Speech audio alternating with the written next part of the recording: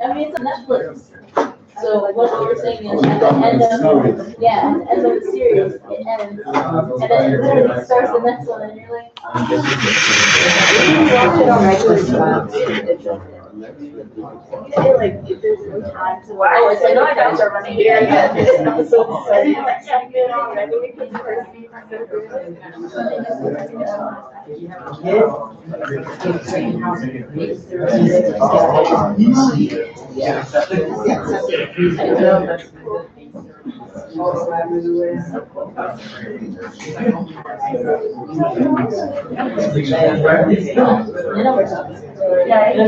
I'm sorry. And you and Bonnie were talking for a good amount. Oh, yeah.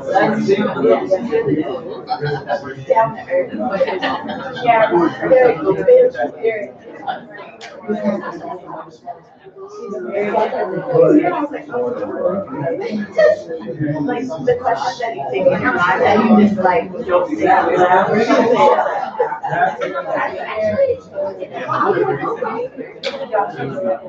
It's funny because we went to the guy with her.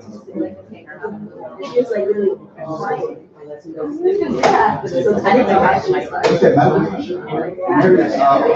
I just walked in, she was like, I just want something to go. Yeah, that's what she said down on Phoenix. I'm like, I know, I was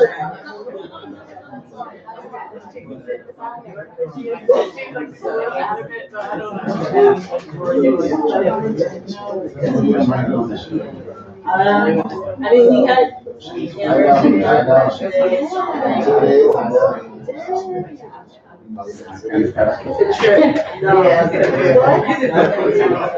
don't have to. Yeah, you got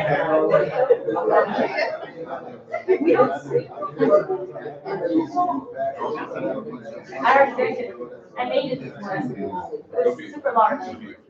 Try to make sure you're not trying to get me hemmed up again. All right. Because the cup was empty, and if that works for you, the whole month.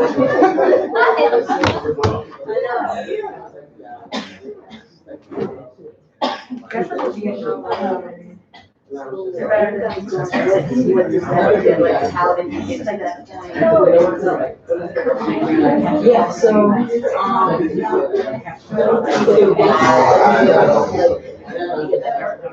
I just gave it a couple for them. So every month you compete, so there's different instances. So in order to get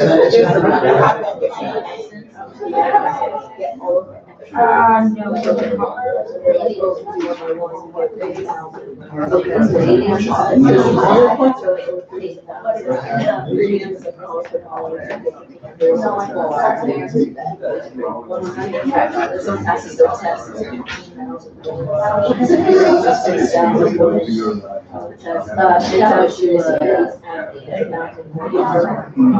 So those are normal points, but then if you get premiums just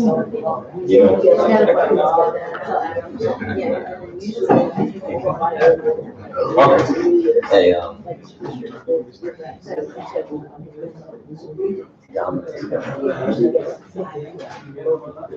send you the thing that I sent you today.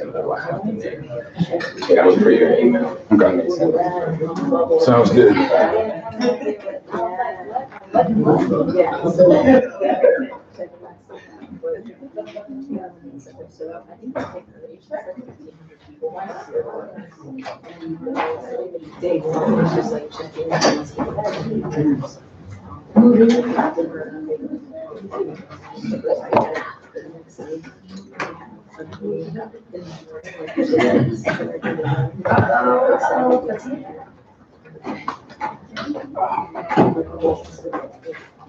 He said just email.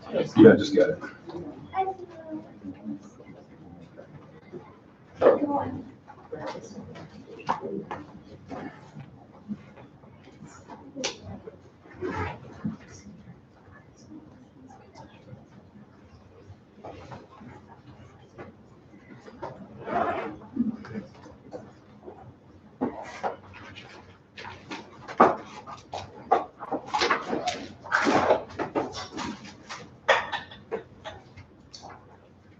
All right, good morning.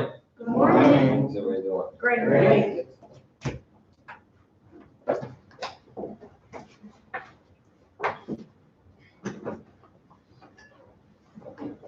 All right. Today's Valentine's Day. That's half the month. Everybody in a loving mood? Knowing where you are at half the month? Huh? You want to play tic-tac-toe? A lot of zeros in here, huh? A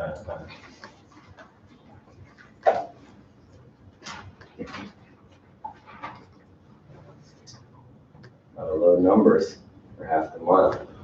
After already taking January off. People getting promoted this month?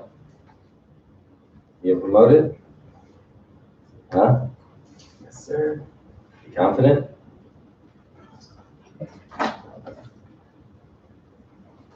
All right, let's get started.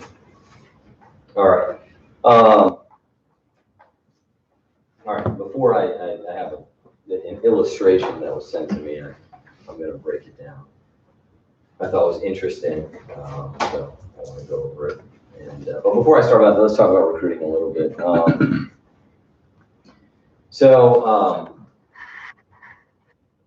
You know,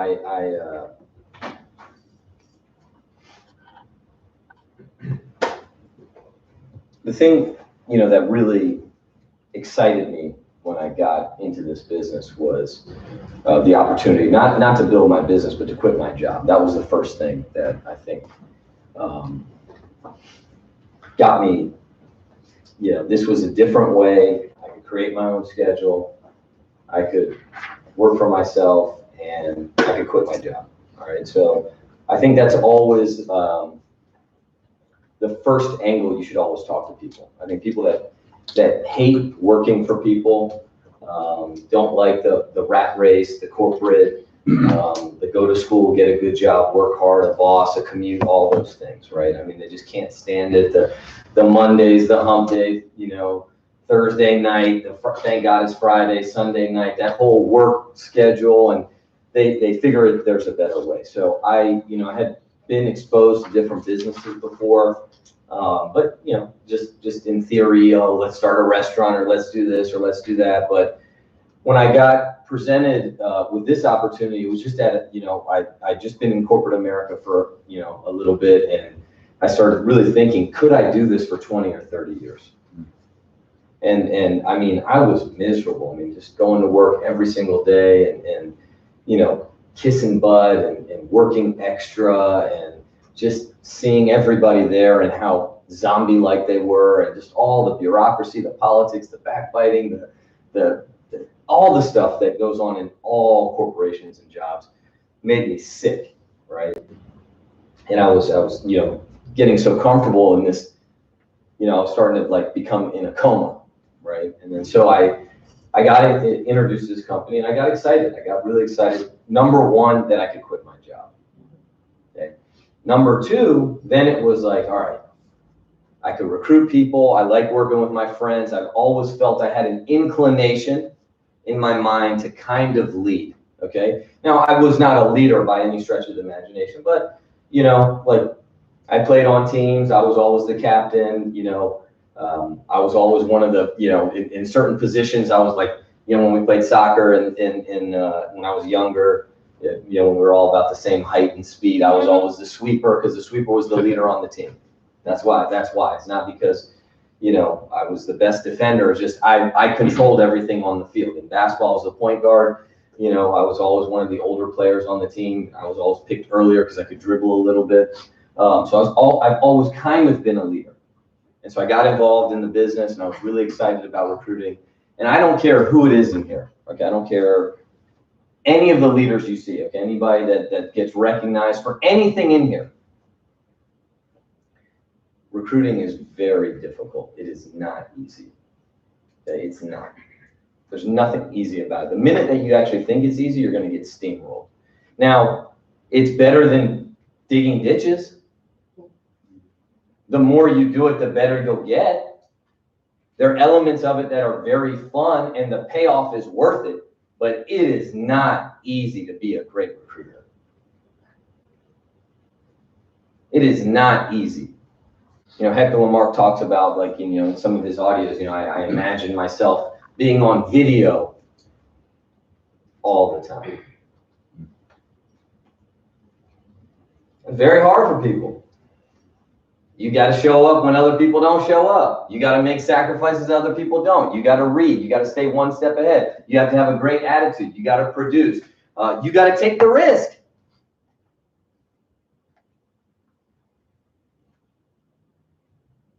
Right? I was talking to somebody on my team the other day, and they were, you know, they're a little bit newer than me in the business, and you know, I try to maintain my boundaries, right? Like if you know, my brother has a recruit, I try not to overstep him. I try to edify him, you know, something like that, because I don't want to just completely just you know, overwhelm him or overpower him because I'm the RVP. I don't do that. I try not to, right? But sometimes you accidentally do that, right? He might say something and I didn't mean to, but I might contradict him, right? And this actually hasn't happened between him and I, but you know, I'll use this as an example because I don't want, you know, people to feel like, because it's a good teaching example. But you know, say I overstep a recruit, and they say, well, you know, you kind of cut my business. It's my business. It ain't your business.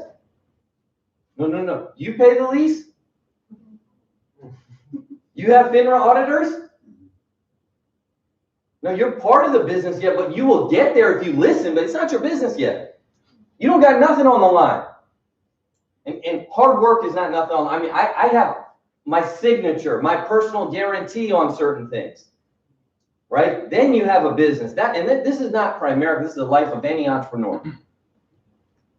Any entrepreneur, you look at in this office right here where I share, there's all these entrepreneurs in there. And they all are going through this, you know, similar, very parallel things.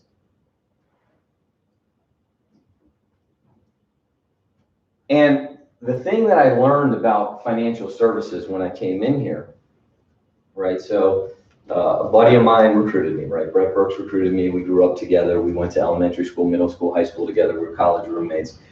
And he started in the business, and he was a little bit more full-time than I was, right? So I was part-time, he didn't have a job. So I recruited this guy. I met him at Bose in Leesburg, Alabama. Do they still have Bose stores? Do they even have Bose? No, now they just have Beats now. Bose used to be the premier speaker company. Right? Anybody know Bose?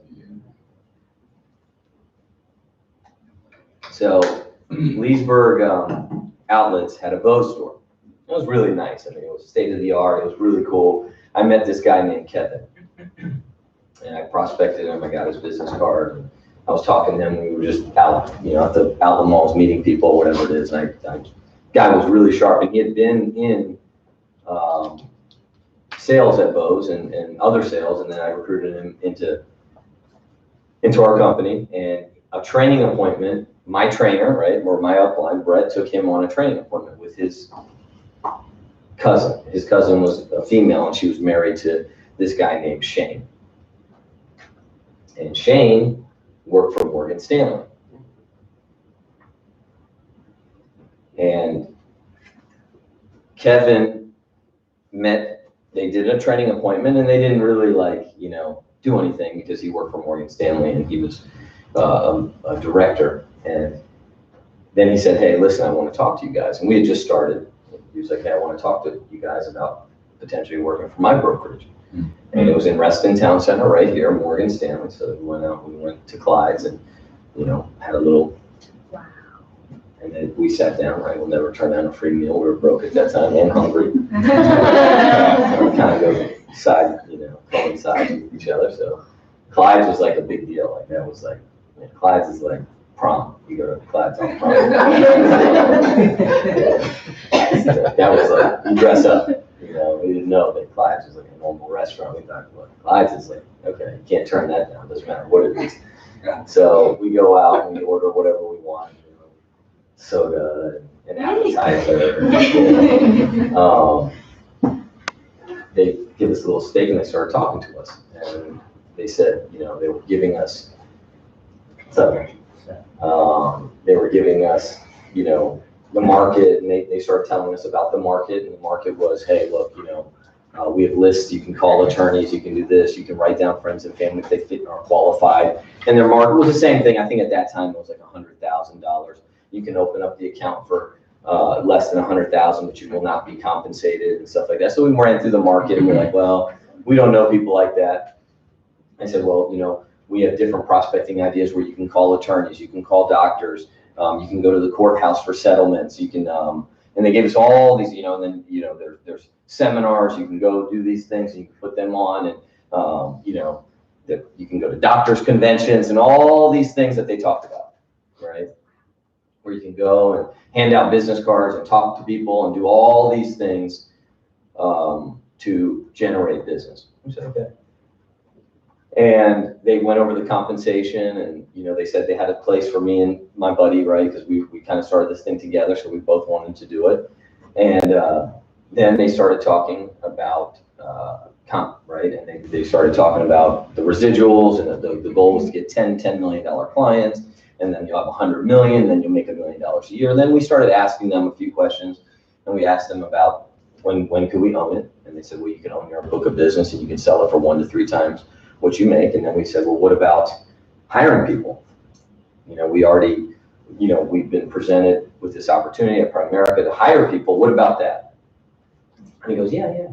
You know, if you're a top producer for a few years, then you'll be in our management program. And then when a territory opens up, if you get the nod, you get the nod. And he didn't say it that direct. We kind of had to ask him a few questions. Well, what do you mean? Did he go, no, you have to be a top producer. It wasn't that you can go from day one and you can start recruiting people.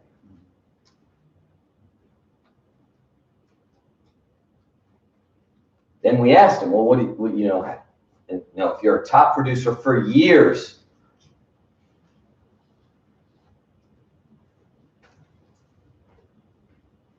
and then if a spot opens up, and then we're like, well, that's like a job promotion. It's under somebody's discretion, under somebody else's discernment.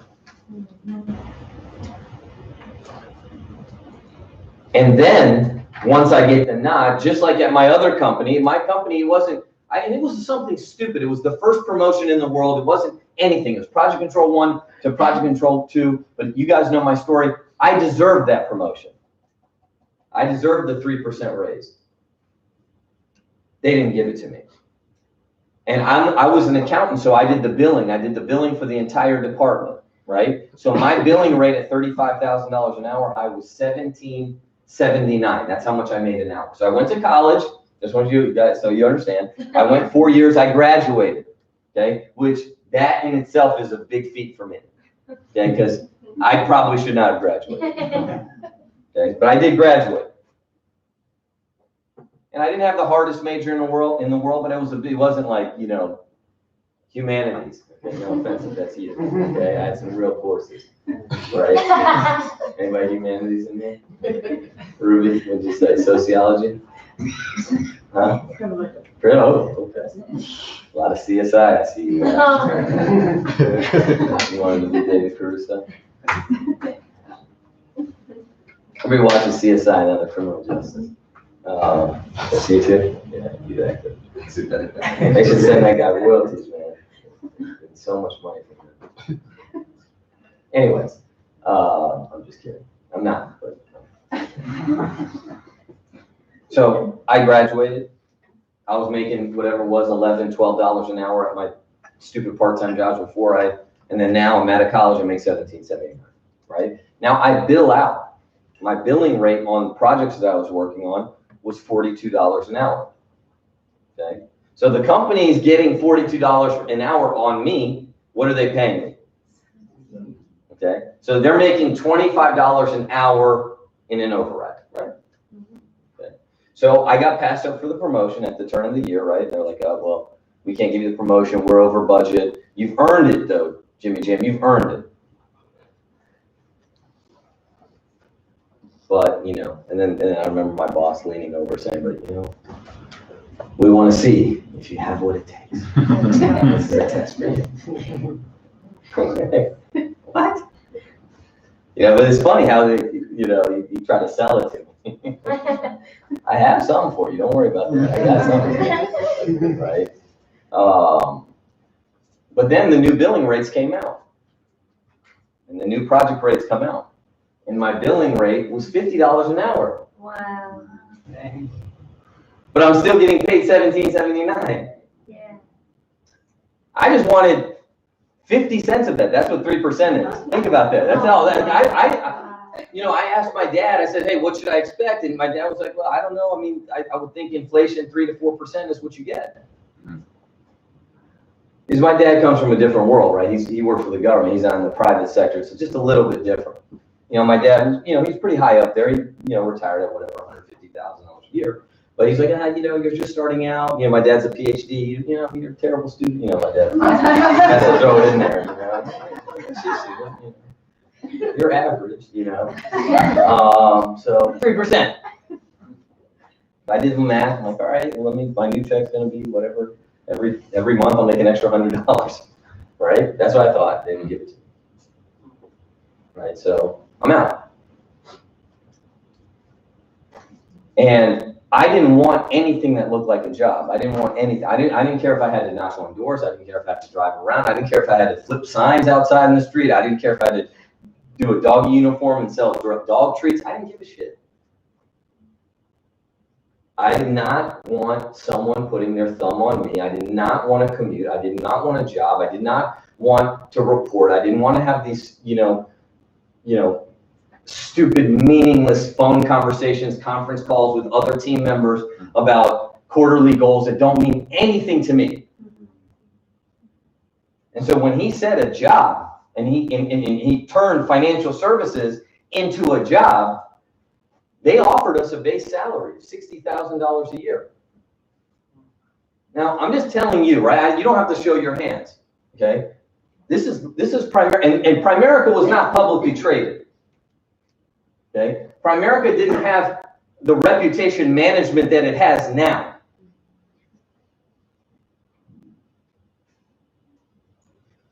I didn't have, it's easy for me to say this now. I've made millions of dollars here. I've recruited thousands of people. I have hundreds of agents. Right? We're approaching, my clients' asset values are 100 million. Think about that. I'm telling you right now, like one day in this company, God willing, if I'm here like long enough, we'll have $1 billion under management. Me.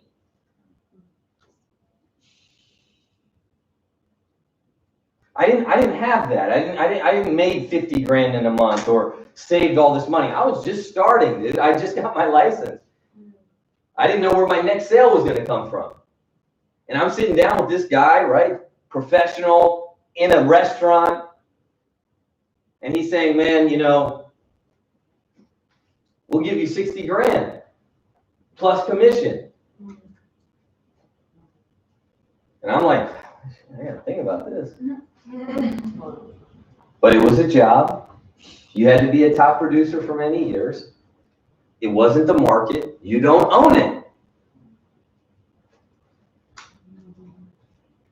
And every single person that we talk to, my friends' parents, my parents, go with Morgan Stanley. Every single one.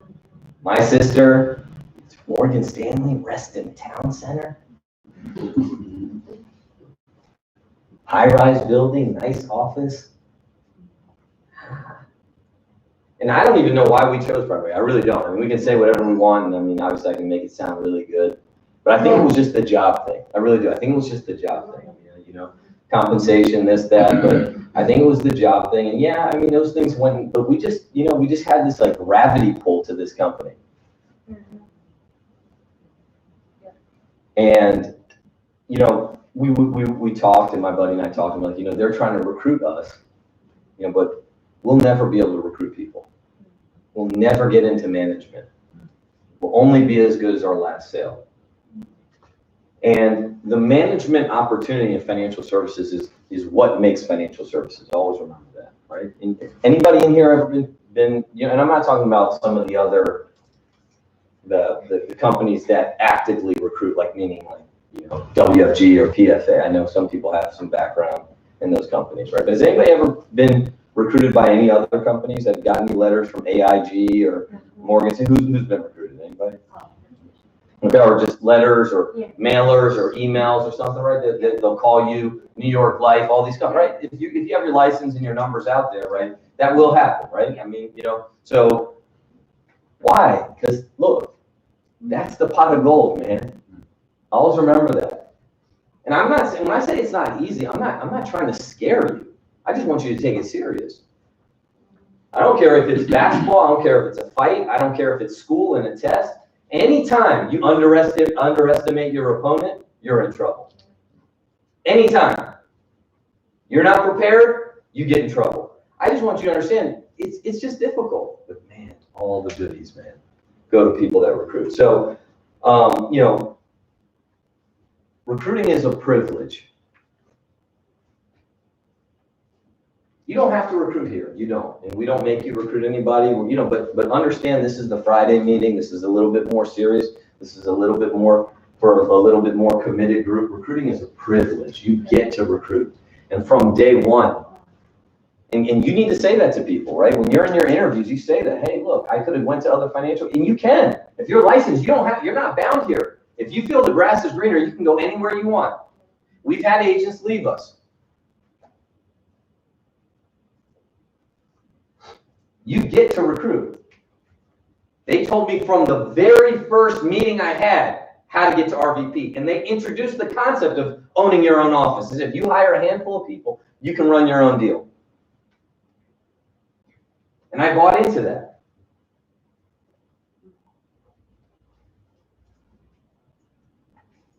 Recruit people, develop them, and then be compensated. Develop them.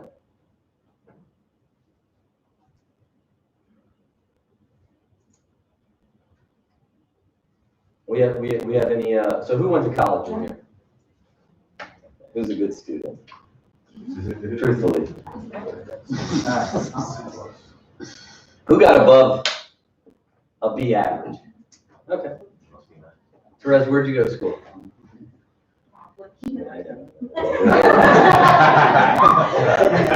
The monastery. All you sister Therese.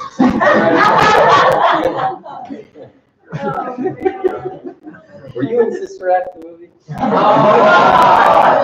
No one knows that movie. There's 2 or 3 people.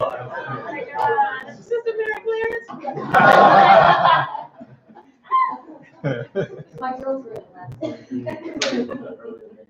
Great. You haven't seen it? Watch it. It's really good. I mean, that is a classic movie. You haven't seen it? Both of them. She's a nut. She's not a nut. It's the Lord. Great. I mean, that's a great movie. That's a great. All right, let's get back to it. So, who had a relatively hard major? What'd you do? Toxicology sounds tough. Criminal justice. Aerospace engineer. Okay. So did you ever do all-nighters? Yeah. I stayed in the school. I slept in the library. And was that more than once? More than one. Like more than once you had to stay overnight, basically? Did you ever miss a meal? Yeah. You ever study hungry? You ever study till you fell asleep in the books? Passed out, all of it. That's developing a student. That's just for a degree. I'm not saying, like, I know people, they had hard majors. Chemistry, my wife went to law school. We were married during law school. Finals, it was like, dude, I mean, crazy. Like an hour packing lunch, then 22, 23 hours, and then, finals are done in like a hibernation of 48 hours. So that's developing. People who have majors, they go to engineering or medical or science or chemistry or computer science or something like that. They got to freaking work. Why would you think you don't got to work here to develop people? You put in half an hour a week, you think you're going to make some money.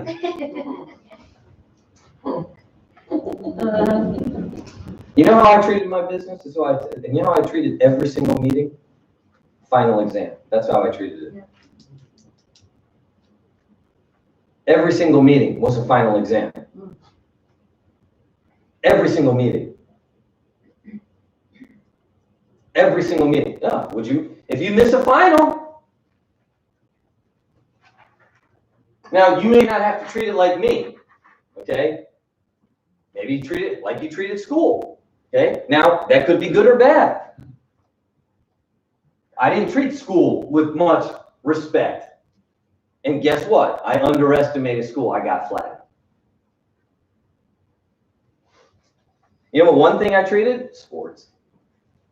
Treated sports because I had to, because I wasn't the most athletic, I wasn't the most talented. I could only go by showing up, working hard, listening to the coaches, being a smarter teammate. I treated it like that, right? But you know, one thing in school that I never messed around with about finals, because finals were so important. They were 20-30% of your grade. If you missed the final, there's no point in even going to any of the classes. That's why. That's how I treated this. I didn't go out the night before a final. I didn't stay up late before a final. I got a good night rest before a final. I didn't try to have any negative energy in my mind before a final. Right? So that's how I approach this, right? You have to be developed, right? Recruit people, develop them, then be compensated. The broker agent, you have to be great at explaining the broker agent relationship. It pays to be the broker. Brokers can hire agents, right? Brokers get higher compensation. Brokers look for great people. Brokers get passive income. They get recurring income. They get growing income. They get a stable income. They have an unlimited income. That doesn't mean that you're going to have unlimited income, but there's no limit on it. And you have to be great at talking about the broker position in a brokerage and why it's so good to become a broker.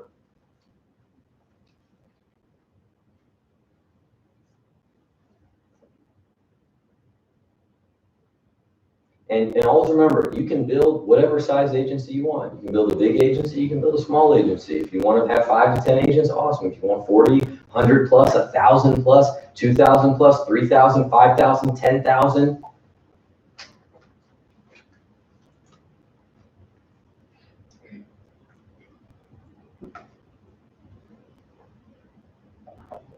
And here are some keys, right? Number one, follow up, okay? You got to follow up. Okay, if you want to be a great recruiter, you got to be great at following up with people. You may have to ask people, a minimum is probably going to be 5 times, but 10, 15, 20, 30, 40, 50 times. Right? Rick Susie recruited $1 million earner Marcus who younger. He prospected and called on them over 30 times. I think it was 33 times he tried to recruit them before they said yes. They make $2 million a year. Right? And I would say probably 25, 30, maybe 40% of his business comes from that one recruit. It took, Hector Lamarck 18 months to get Rick Susie, right? I mean, 18 months of, trying to recruit him. So you got to follow up. 2, you got to leverage.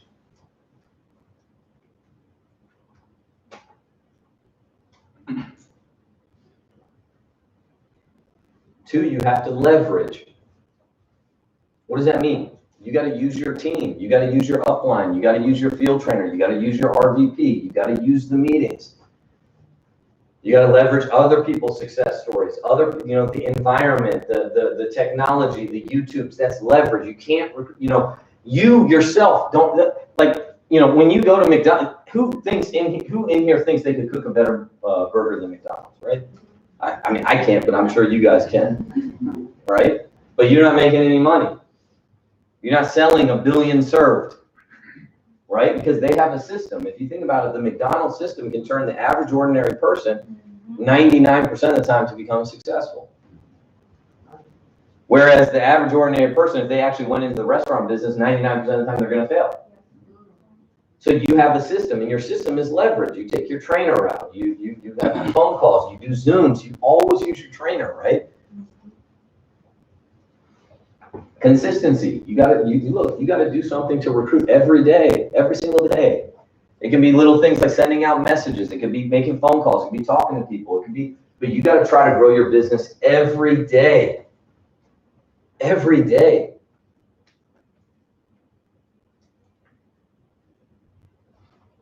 You know, and look, I mean this. I know that some people are in here, and I'm religious too, okay? I tease people, right? I know I use Therese a lot, but I'm religious too. I ask people about their faith. I like to learn about other people's faith. I'm extremely, tolerance is not the right word. I'm curious, okay? I like to learn about, you know, what people believe and everything in the different, because I feel education and understanding, you know, that breeds just understanding and tolerance, right?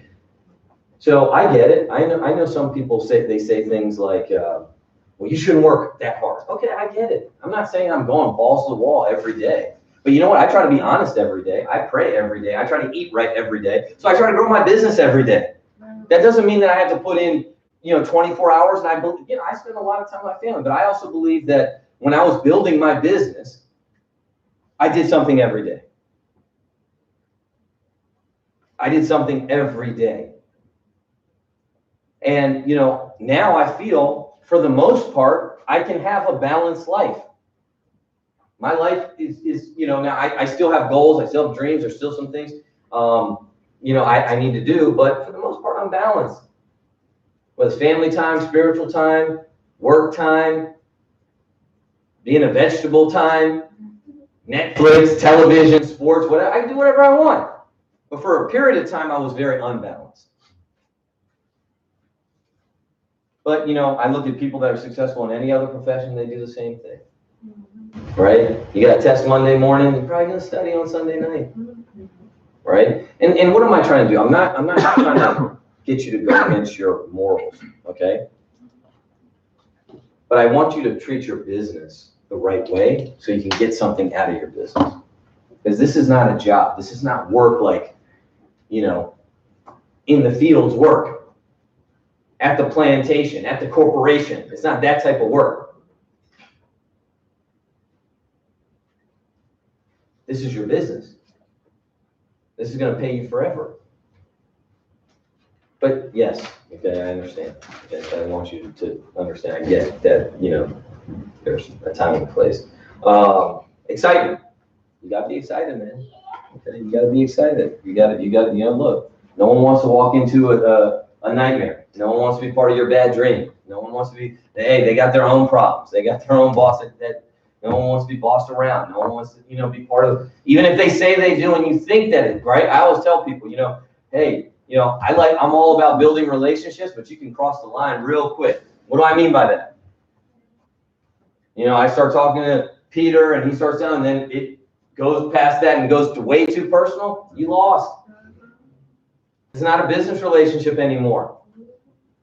I'm not a therapist. I'm not a marriage counselor. I'm not a banker. I'm not going to lend you any money. I'm not. It's going to change the relationship between you and I. Right? If I thought it would work, I would work. I would do that. If I thought you could win here by paying people, I would pay people. I promise you. It doesn't work. I'll teach you how to make money. You can go on appointments. Always remember, this is for you too. Okay, you're not lending the money. You're just giving it because you ain't getting it back. Yeah. Okay? Lending is you're going to get that money back. But you're just giving it because you're not getting it back. Okay? And then it just, you know, changes the dynamic of the relationship, right? So, you know, I'm all for putting deposits in and you know, look, if I've carried bags for people, if I have to, you know, if I feel like metaphorically I got to carry your bag, I'll do that. But, right? This is a leadership program. So we don't entertain that. That will drain your excitement, but you got to be fired up, man. Every morning you got to be excited. You got to be ready to tackle the world, man. You got to be thinking big, talking big, walking fast, right? That's what recruits people, the environment, right? I left a message for Kelvin the other day. Kelvin had his meeting. He did a meeting, you know, he did local to where he was and he had whatever, 14 people there and 7 guests. I said, look, man, you know, you can show all the slides in the world, but they're going to buy your belief. If you believe with every fiber in you that we're a great company, we're helping middle-income families, we're crusading, and you have the answer. You got antidote to poison. You better drink this thing quickly. That's what people buy, man. You know, we're correcting an injustice and we're going to get you free of a job. And if you're a dreamer and if you got goals and dreams and ambitions, this is the right place for you. And you got to talk to them like that, because that's that excitement that recruits people. And then, so I had an interview.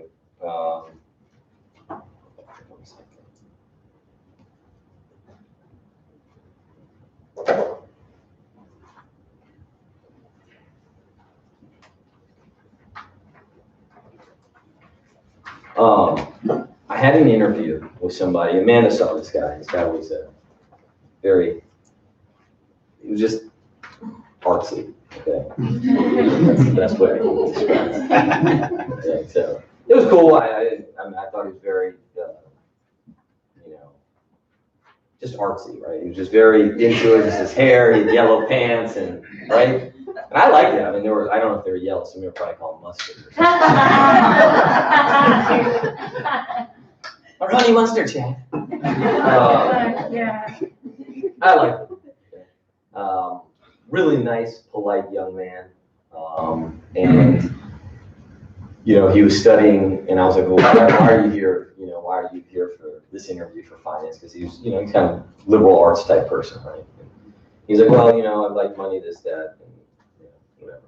And then I looked at his experience, and he brought his resume, and he worked for a home improvement company. And I was like, oh, okay, so tell me about this. And, you know, he's like, yeah, so it was a summer after high school, and I got recruited to a company because I wanted to make some extra money during the summer, and it was a door-to-door position.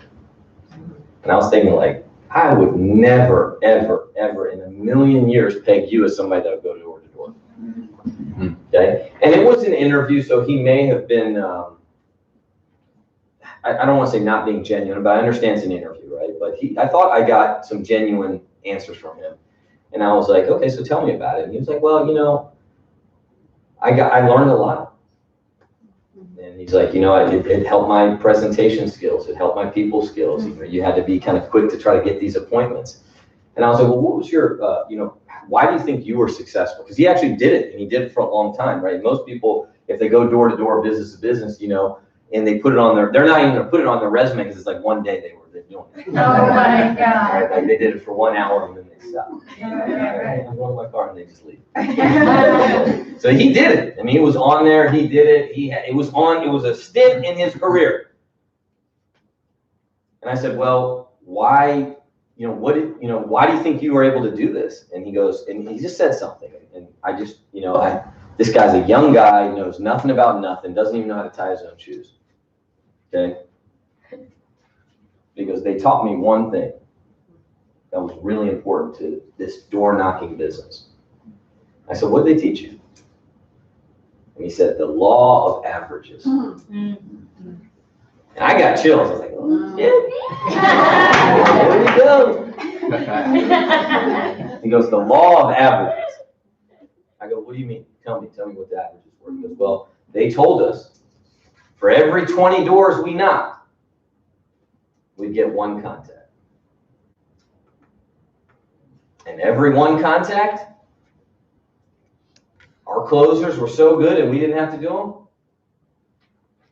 they'd get a client. If we got that appointment, we got paid. I don't care if they got a client, but so all I cared about was going through those 20 doors to get that one person, because if I got that one person, I got paid. And, you know, in the recruiting business, the number one law is the law of averages. Always remember that, right? You got to know your averages, man. You got to know how many people come in and how many people come in, how many people come back for another meeting, how many people are showing up, how many people took the test, how many people take the test, more than one, all those things, right? This is a real business. And you got to get the law of averages working for you. If you're running low numbers, there's no averages. You're throwing darts. You're rolling the dice. Just like in insurance, right? Insurance, they have the law of large numbers in insurance, right? No one knows when someone's going to die. But if you line up 1 million people, speak of the devil, sell it here. Got my equipment? All that. Yeah.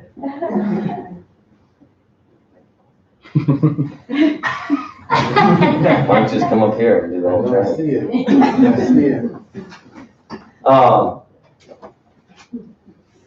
But if you line up 1 million people, you know 28% are gonna get heart disease. You know 2% are gonna get in a car accident. You know to the T statistic, and you don't know which person.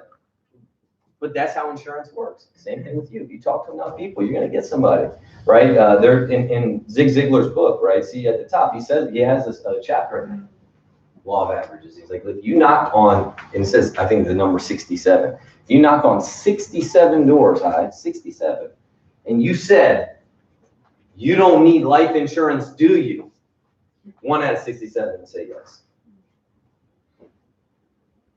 Not, hey, I have a survey, can you help me out? Not anything nice or prepared like we said, hey, could you help me out for a minute? We're expanding. If you said, you don't need life insurance, do you? 1 out of 67 will say yes. So always remember, it's a will issue. You got, now I'm not saying there are better things than others, but you got to get uncomfortable, man. You got to talk to a lot of people. You know, talk to Keenan. Talk to him about his test, aeronautical engineering. I can't even say it. When I said it, I got a headache. How many courses? How many hours? How many study groups? How many assignments? How many exams? How many midterms? You know, some of the classes, forget the finals, the papers that you have to write. My niece is in computer science, and she's like, she's writing stuff for, I'm like, isn't it code? She's like, no, we have to write an assignment. I'm like, what? It's like 50 pages. 50 pages! Wow. What? That's no one's had that? No one's had a 20-page paper? No one's had things like that? I bought them online.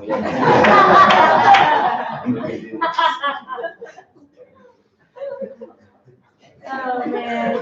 Calvin, I know what you did. Get some girl to write your paper. I wasn't that fortunate there. All right. Let's look at this illustration real quick. All right, variable universal life insurance. What does that mean? Write it down. Don't call it out. Variable universal life insurance.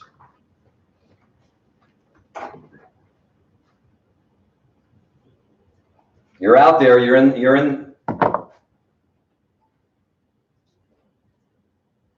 the field.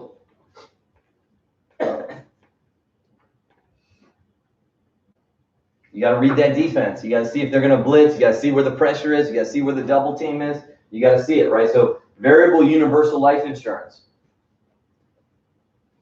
Number one, you know it's permanent, right? It's a permanent policy. It's a cash value policy. 2, Peter, what else do we know? Right when we see that. It's variable, so it's connected to the market. Yeah, so it's similar to a mutual fund. Okay. It has a sub-account. They call it a sub-account. So when you see sub-account, that is the investment. And it's not it's not like a rate of return. There's investments. It's similar to a mutual fund. Okay, what else?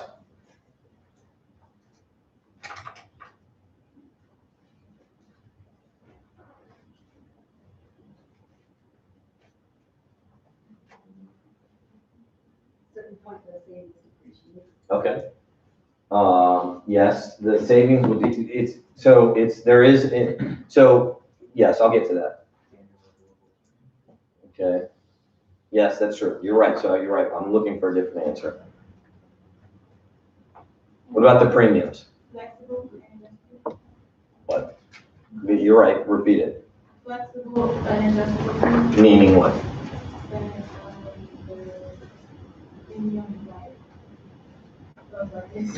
Yeah, I know. You're right. What does that mean though? Like in terms of policy, explain it.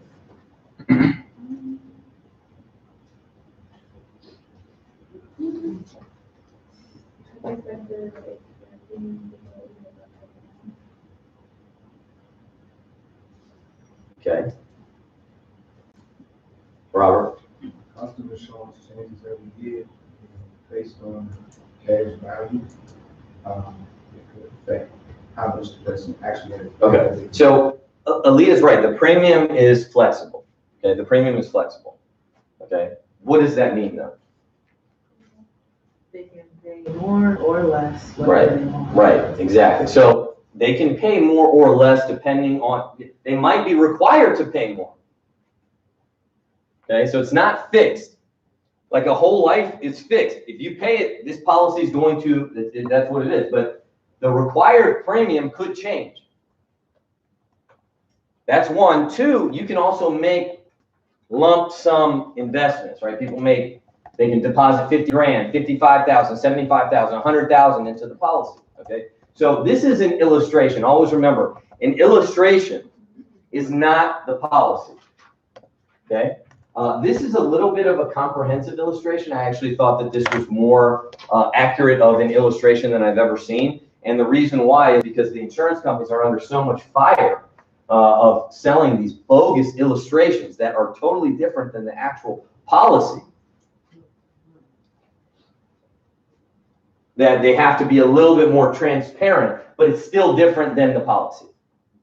Okay, it's still an illustration. Okay, so you guys threw this term out there. Variable universal life insurance is annual renewable term. Okay. Ruby, what does that mean? All right. So every year, the cost of insurance changes. Does it go up or down? Why? Because as you get older, right, insurance rates are correlated with age. The older you get, the less healthy you get, the more expensive insurance is. Okay, so always remember that. VUL or universal life as well, they're all annual renewable term, and then they have other components attached to it. They have investments, they have riders, but it's all predicated on annual renewable term. Okay, and it goes up. And what happens later on, because this is a permanent policy, it explodes. Okay, it gets exponentially higher, which means you can't keep the policy, okay? So go down. Okay, so this go up a little bit, sorry. All right, honey, you got it. So preferred non-smoker, 66 years old, $400 a month, okay, for $311,000 of coverage, okay? Which looks, that's not that bad, okay? Just so you know, our quote, at preferred at his age at 66 is, and I actually did 67, so I messed up. But at 67, it's, so theirs is $4,800 a year, ours is $2,200 a year. Okay, and I did one age older. Okay. Now, anybody, you're kind of familiar with the mortgage business, right? A little bit. Okay. Anybody familiar with mortgages at all? A little bit, no? Okay. Do you know what buying points is? What's buying points? You purchase an amount to lower your interest rate essentially. All right, so there's a concept where if you pay up, because if you have a huge mortgage, right, and the rate over 30 years, you pay a ton of interest, okay? 30-year mortgage is crazy, okay, the amount of interest you'll pay. Right? I mean, it's really bad. So the interest can really dramatically affect not just your payment, but how long you'll be in debt and how much interest you'll pay total over the loan. So you can buy points. So if you pay 10,000, 50, you can buy the points down, right? So this illustration, if you go down, right, go down, they have another cash value policy, and the rates are determined by, keep going,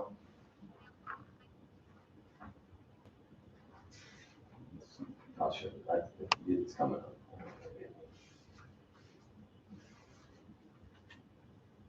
They're replacing another policy, and they have $39,800. So, Peter, this requires almost a $40,000 deposit. Yeah. Does it show on there? No, Dominic he just messaged me. Yeah, it's $39,600 up front. Okay, is it on there? Because I have it on my illustration in mine. There it is. Yeah, it's in 35. Yeah. And then one of the other ones, it says 39,600. Okay, so everything based upon this policy is you making a $35,000 payment up front. So that's how you get that rate. So you get a $4,800 rate paying $35,000 one time. Okay, and Thomas will upload this to the Google Drive so you can look at it. So let's look at some of the fees. Now, what's always our target? How do we always break this down? Okay, you got to keep the issues, right? Because you know the other agents, they're politicians, man. They're not going to keep the issues, right? They're going to get you focused on something else. We want to isolate the insurance and isolate the investment. Okay? What you're doing is you're wrapping icing around a piece of shit. Okay? So it doesn't matter how you wrap it. It's still shit. Okay? Excuse my language. And it's still going to blow up. And it doesn't matter what rider you put on there. It's still crap.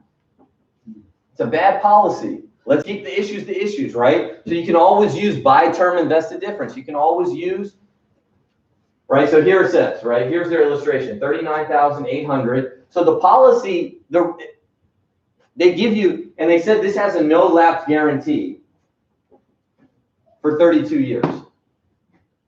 Okay? They'll say, look, doesn't matter what the cost of insurance is, if you pay them, or no, sorry, for 9 years. Let's see if it's on there.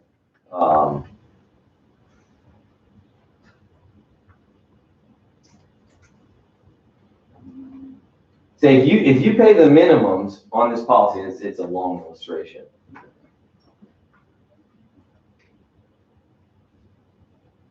Go.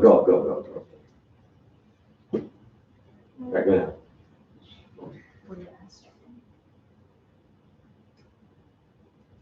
Go down.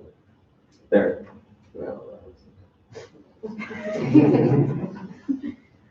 There it is.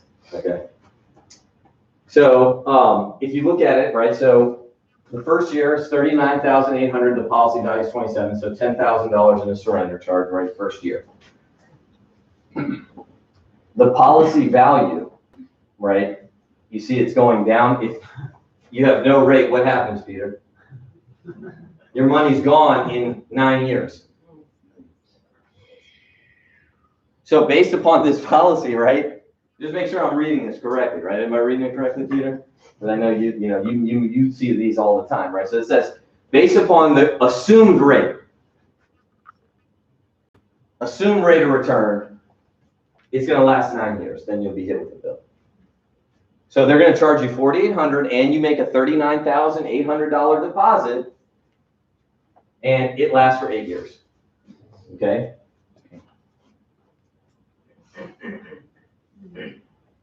6% assume rate, it lasts for 11 years. Okay?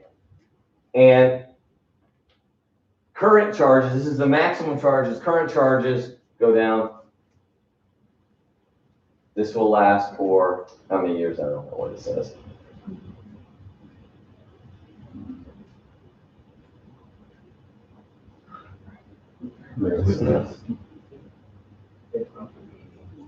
Yeah, it's basically forever, but that's, you're not going to get that rate. Right. All right, and go up. So you'll see a couple charges in there. There's the premium charge. Every time you make a payment, it's 18%. 18%. At the top? Yeah, it's up at the top. It's in the. Jack, I realize that these illustrations is when I talk to the client, it doesn't make sense to them. You ask them, hey, you invest your money into something, and 1 out of 3 chances 2 out of 3 cases you're losing your money. Yes. So you would gamble 50-50, you gamble, this is 33%. You can't be able Yeah. So, the rider's bill for additional charge of $2 per month go up. It's all those odds and gambling.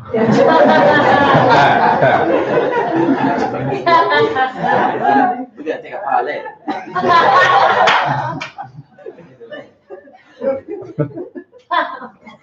If Tennessee win. You win.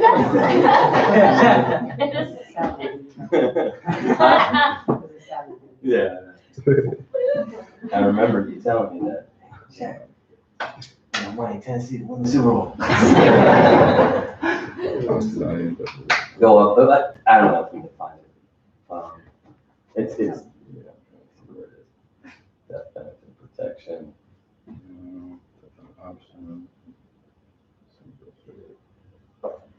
You know what the fee's called? It's just a, Because like if you push control F. no, I don't know. It's just an idea.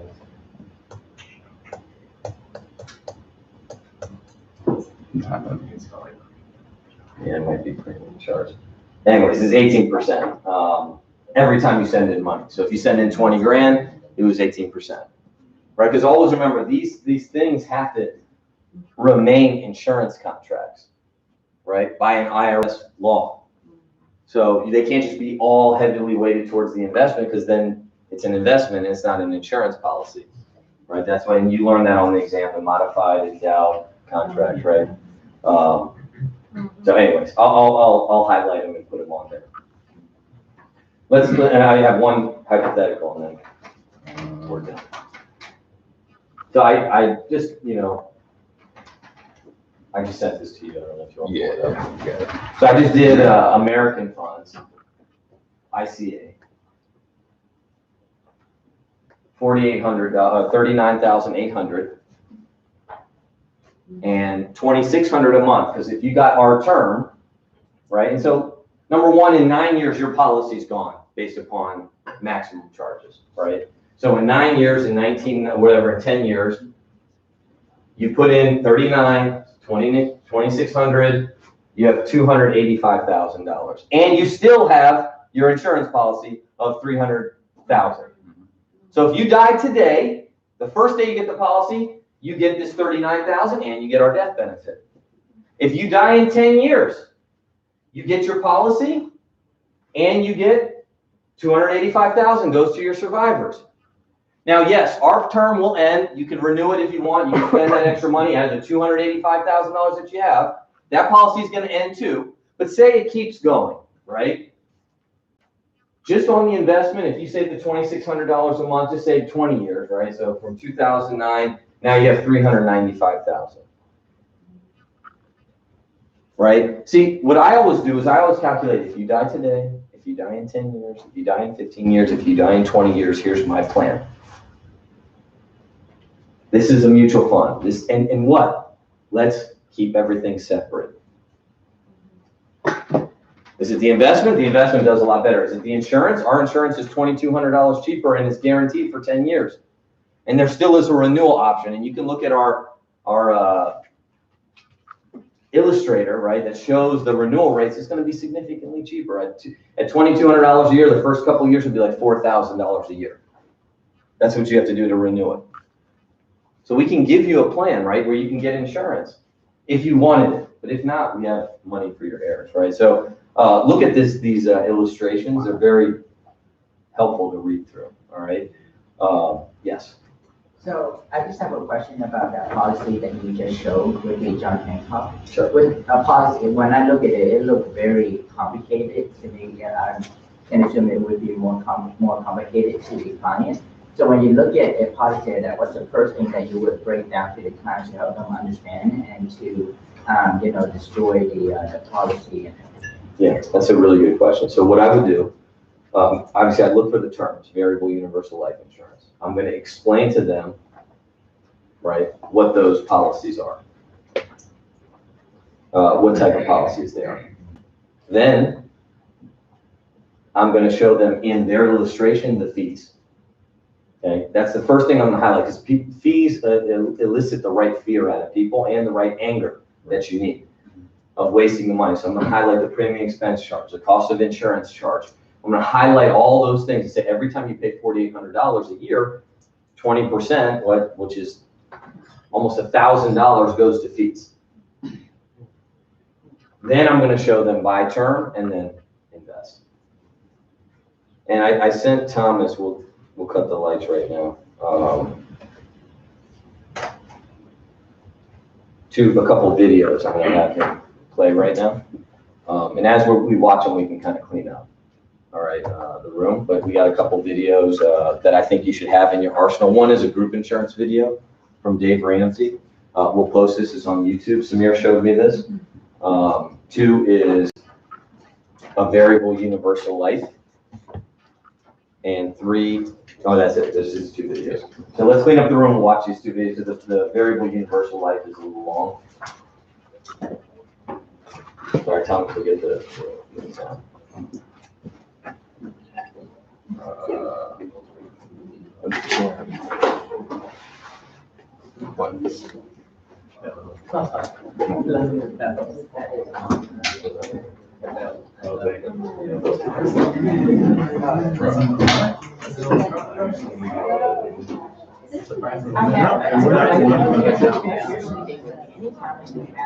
I'll post the link, guys, sorry. All